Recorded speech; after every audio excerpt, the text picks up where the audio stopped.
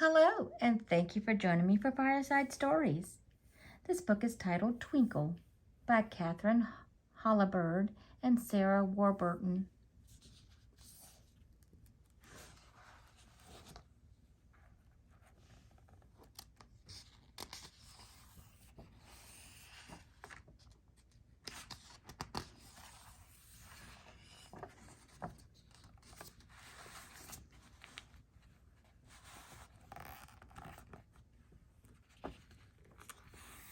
Twinkle's wings were glowing with excitement.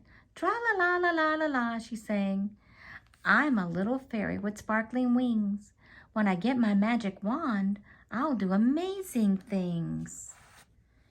It was Twinkle's first day at the fairy school of magic and music, and she couldn't wait to learn fancy spells like all the big fairies. Twinkle skipped in line with all the little fairies waiting for wands. Her wish came true when she got a sparkling peachy pink one. Shiny fairy notebooks and glittery pens appeared on all the desks. We'll start with a simple spell, said Mrs. Flutterby. Abracadabra, skittle-dee-dee, this stool will now become a tree. Before she could blink, Twinkle found herself perched away up in a pear tree with Pippa and Lula waving below. Now it's your turn, said Miss Flutterby to the class. Pippa and Lulu swooshed their wands and bingo! They were both happily dangling from a plum tree. Twinkle tried swooshing her wand, but she got it all wrong. Instead of sitting in a plum tree, she landed upside down in a prickly holly bush. Ouch! Cried Twinkle, and Miss Flutterby had to rescue her. Now remember to practice at home, said Miss Flutterby, but no spells at night. You don't want to start a ruckus.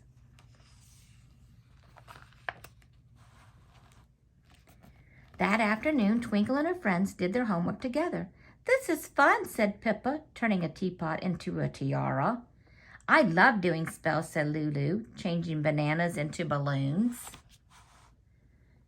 But Twinkle's swooshes were rather clumsy, and so her spells just got sillier and sillier. Don't worry, Twinks, said Pippa and Lula. We can practice again tomorrow. That night, Twinkle was in such a tizzy she couldn't sleep a wink, and she forgot all about Miss Flutterby's warning. Fairies never give up, Twinkle said to herself. She leapt out of bed and waved her wand like Pippa and Lula, but she couldn't quite remember the magic words. Abracadabra, fiddle-tee-tee. Her wings fluttered wildly as the bed went swinging. The rocking chair started rocking. The alarm clock kept ringing. The lights were flashing. Twinkle's cozy little fairy pod was shaking and swaying, banging and clanging. Help! Shouted Twinkle as the rumpus continued.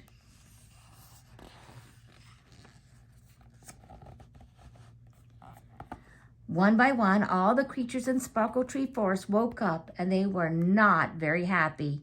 Bumblebees and ladybirds buzzed, grumpy gremlins and bullfrogs croaked, and groggy birds and bats fell out of the trees. Who's making that racket? Screeched the owl. Stop the ruckus, shouted the squirrel.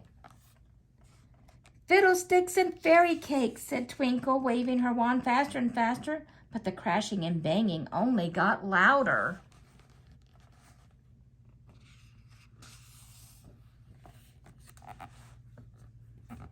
The next morning, every creature in the forest was howling and complaining outside Twinkle's door. Sorry about my silly spell, said Twinkle as she dashed off to see Miss Flutterby.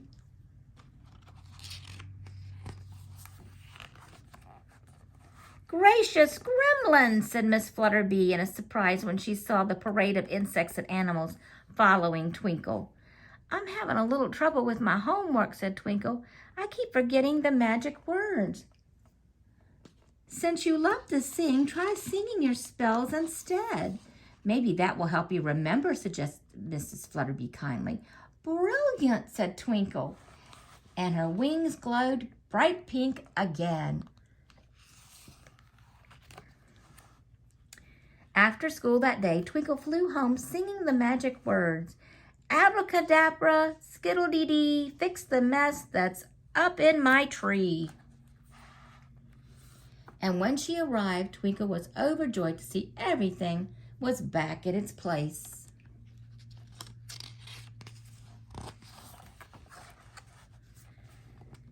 As the sun set over Sparkle Tree Forest, Twinkle sprinkled fairy dust over the treetops and sang a lullaby to all the forest creatures, just to make sure they all had a really good sleep.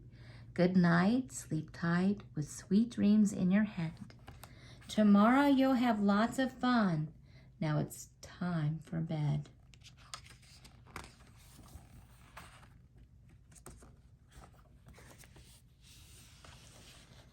Thank you again for joining me. If you'd like to hear more, please subscribe. And while you're there, please hit the like button. Until next time, happy reading.